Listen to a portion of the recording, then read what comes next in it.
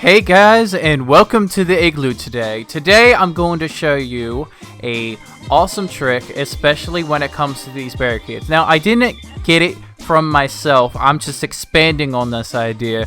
The link will be down below. But here is what I use. I use these gate walls so that I can be able to have a improved footprint as well as keeping it even cheaper than before when it comes to the fence foundation walls. So if you are tight on space, or you're not tight on space and you just want to get as much area covered as you want, might as well put these barricades in a staggered formation. The way that I'm doing it, as you're seeing right now, is that it needs to be at a certain distance away so that it doesn't go at a 90-degree angle, so that you can cover not only the opening from the next layer, but then you can also cover the next layer and the next other into the adjacent. If you have a staggered formation, as long as each side touches the immediate center of both, they can't go to the left and they can't go to the right. Now you can add even more fortification to this with having fence foundations in the middle, and this is where I just started going crazy with bombs. I'm just like, okay, even after the buff, this combination is still probably one of the best. It actually took me between demon fire barrages and actual bombs about 230 to get through two of these frickin' barricades, and I'm just like, holy shit, how is this actually still going through every single time? I'm just blasting away. I'm just shooting this bow. I can just see, if you just have this all the way around your base, this is even stronger than a vault. And especially since vaults have been nerfed and they've actually been fixed, this is still the best one, besides if you're talking about for space-wise for the fence foundations. That's the best for your space. This is the best for your defense. I'm just like, this is freaking ridiculous. This is still ridiculous. But see, here's the thing. With this, there's no possible way for entry if you just have it set up as a wall. So then, what are you going to do? Are you going to just let them have just a simple kind of staggered rust style door frame? Or are you going to have something more than that? Now, I'm still firing at the same spot. I'm just getting calibrated right here. But I am still firing over and over again. Now it's with demon barrages, and demon barrages have no effect to this at all whatsoever, and I am surprised that it is giving this much damage that it's taking.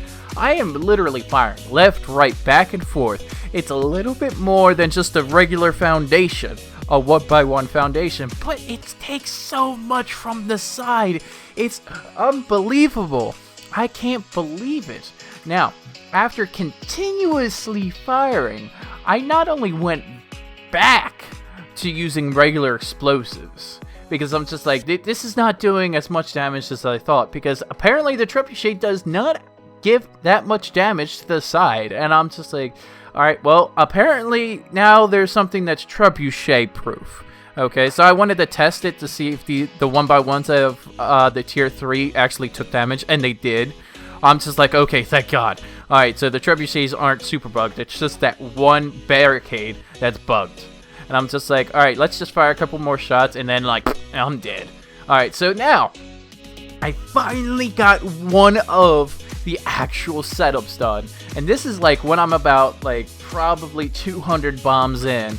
And I'm just like, just come on, let's just go. Let's just make a hole big enough just for me so I can get through this goddamn wall. I need confirmation. I need to have at least enough room to get through myself without doing the F9 glitch, because that's just terrible. Don't do the F9 glitch. But once I got all these bombs fired, oh my god, I finally was able to just get through the wall. This is still the most cancerous way to get into a base, but I mean, you might as well do it this way if you're going to be having a big swath of area and you're just going to be covering as much as you can. It's broken, it needs to get fixed, and I hope it can get fixed pretty soon. But besides that, having 10k damage per door is still really nice. So I mean, you might as well have that little area and you can establish a whole base. Now, if you want to layer it so that the bombs do even more than 200, look no further than to add these walls. This will add you another 100 bombs for them to go through, because they have to go and get through the fence foundations themselves on top of everything else. And you're just like, okay, yep, I can't do it anymore. Or you can go the backwards method, and you can add it from behind. Yes, it gives you less space, but again, if you push these doors all the way to the side, it's going to be understandable. But again, this is where like confirmation spaces happen, and you're just like, alright, let's just put everything in. Now, you can put the fence foundations like I have up right now, but then it gives you an archer hole. Now, you open these doors and you can let your archer shoot through, and it's just like, yeah, they don't have any damage because they're on your side of the defenses. And you can open it up when people can or cannot come through.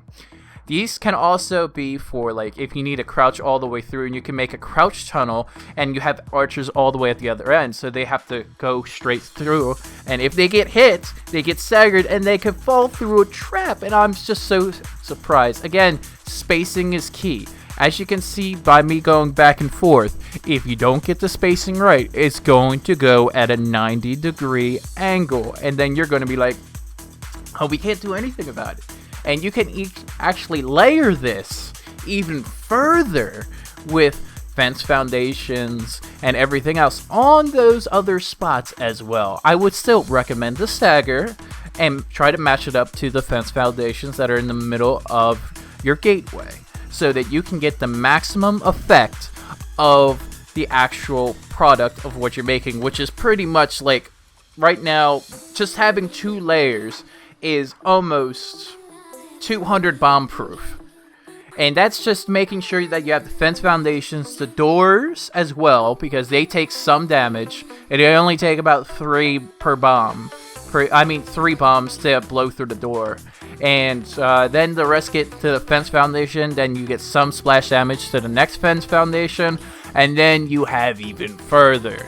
So again, it helps to have multi-layer setups. If you're trying to fit within a 1x1, you can easily, like this setup, get about 200 plus bombs that they have to go through to get through one of your layers of wall. And they're going to be like, how can this even be happening right now? So then when you start layering on the other side, on the internal components, you got to make sure that you see what is your weakest point. So this is the weakest point for me right there. It's going to be 6 bombs. So I'm just like, alright, where can I do this so that I can actually have this proper? Do I want to do it in the front, or do I want to do it in the back? I finally decide, like, I want to do both front and back. And I'm just like, alright, so this is probably the better way of doing it. And I'm just saying, screw this, because, I mean, that's just for testing purposes. This is all for testing purposes anyway. So we're just like, alright, that one is going to bug me. I'm going to try to fix it. Maybe not. So the center has about 6 doors, fence foundations, and the barricades on top of everything else. The sides, not as much. As you can see, it's going to take about 2 bombs to get into the side, and you're like, okay, yeah, there's no way. So once I get more figured out, I put it on the inside first, and I'm just like, maybe I will just do the standard 1x1 fence foundations, and they will all link together, which I am surprised about. Not the staggered ones, of course, but then you can just add even more to it, and you can go even more in depth, and they can crisscross even more. So if you want to have the most amount of coverage, and so that you can protect against splash, you can protect against almost everything for your internal components, you can pretty much get everything done at one iteration. It is that helpful no matter what. Now, when you are continuing this, you have a big advantage. Now, this big advantage is actually because the walls can take about 10k damage with the tier 3 iteration of this. Now, if you do the tier 2 iteration of this, it's still as effective, but it is about 6,000 damage. So again, I would highly recommend, per cost of restores, that you get the tier 3 one as well, on top of everything else. Now, the reason why I'm building on these sides is so that I can lock up the sides from wannabe raiders, so that they cannot get in, and it is one of the easier ways to just honeycomb. Honeycomb has been all the way back from Rust. It's only just when you worry about this honeycomb, you could get stuck in there. So just be warned, you can get stuck during the honeycombing process. Just be mindful of that because of how the defense foundations overlap one another. And on top of everything else, once you get all of these presets done, because it's all these walls that you can get lined up. Now, this is just a holy crap fortification wall, and you can still put doors in there even after the fact. You can't get all of them, of course, because if you overlap it the wrong way, it will make sure that it will give you the middle finger. Alright, so here is a design so that you can actually enter and exit, and you have a big entry point and exit points in this kind of way. So I set it up as a stagger like that, and then I'll put stairs on both sides. You don't need to do this. You can put shelves, you can do stairs, you can do anything else like that. But the reason why I'm setting it up this way is so that I can get the doors, and the doors did not want to behave. Here's another problem with these fences, is that they don't want to behave, so apparently they can just fucking levitate, and I'm just like, oh god, here we go. So what I do is that I put walls on top of them so that they can be like, oh, okay, we can get it done like that. Now, these also don't even behave. I'm just so surprised that you have to legitimately delete everything in order to get this happen. So once you get these door frames up, then you'll be able to get all the way to your objective, which is your double door. Now, this is your skeleton template. They can still like hit it from the bottom and everything else, but I would still recommend, after you get all of this done, that you seal this up completely, like straight up completely, so that they cannot get in whatsoever. And the big point of that is that you have the bunny hop from each one, and if they fuck up the bunny hop, or if something like that, they get stuck in the hole. You can easily get your loot out from left or right side. The point is to denial service to the raiding party that's coming into your base. You want to make sure so that they cannot come in whatsoever, and they will have the hardest time to get into your base and going out of your base. So once again, you set up your front door, you make sure everything's good. Now again, it's going to take time. First, I would highly recommend the big gateway and then the first iteration, because after that, you're golden. You have everything else. You make sure that they have to do more than a double jump, so there's going to have to be at least 3 people to get into your goddamn base. Because if not, then you get screwed anyway. Whether you build this on a pillar or you build this like on a flat surface like what I'm doing right now, to each his own. Make sure that you have your design. This is just a template so that you guys can expand into your ideas. That's the best thing that I can do. Show your creations out there. Show on how well fortified you can be. Now, right now, I'm setting up the honeycomb. I'm also setting up the hidden loot room. I am setting up pretty much everything that I need to have. No matter what, if you are a solo player or you're solo, you should definitely have a hidden loot room, because these zergs will fuck you up. They will honestly kill you. Now, the reason why I'm doing tier 2 ceilings and then the crisscross is that it just looks nicer. And if they start using bombs inside to the majority of your structure, you can actually get them to drop them. But again, it's still considered a floor. So you have a multitude of 2 different ways to do this, and you can put production benches on the floor.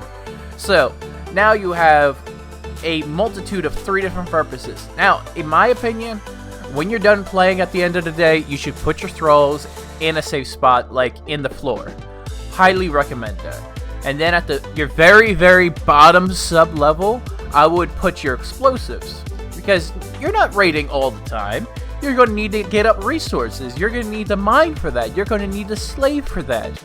So, I mean, it doesn't take that long to make the explosives anyway in the first place. Now, here's the other method that I'm showing you. So, inside each individual gateway, you can place 1 fence foundation.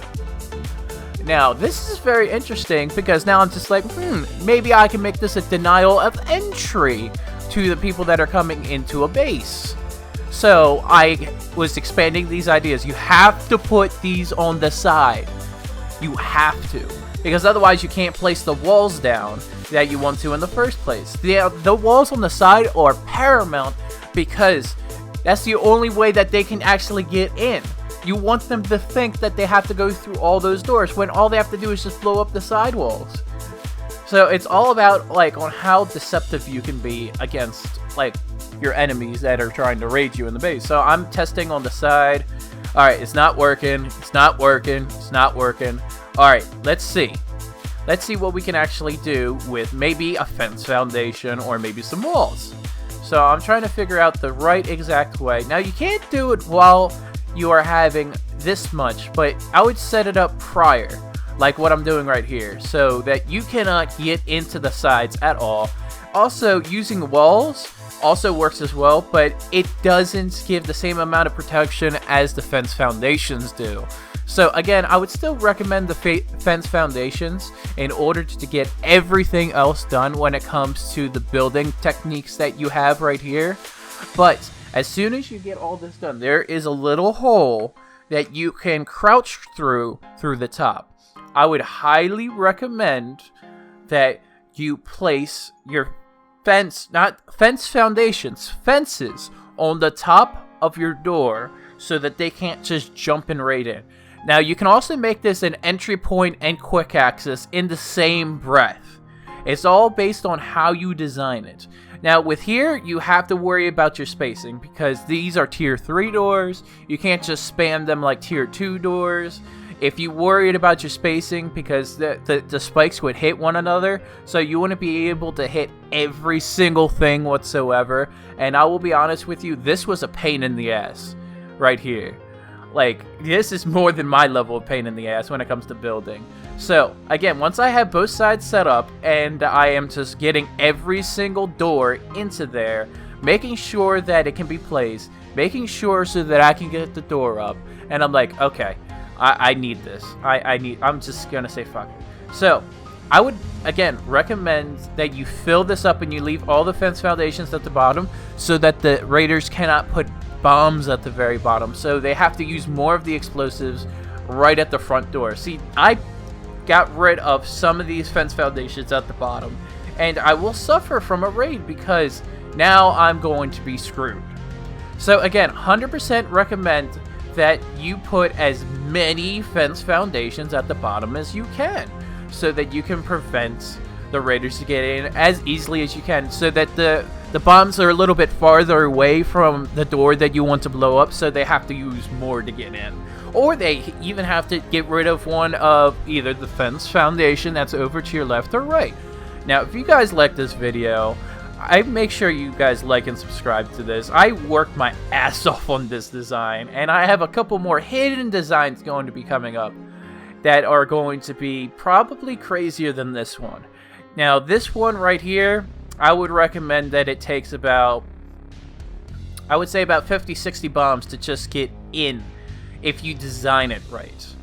If you design everything right, they can be anywhere from 250 to 1,000 bombs depending on how much work you want to put into it. But if you put these designs into your setup, you will be very hard to raid. And again, have a good one in the igloo.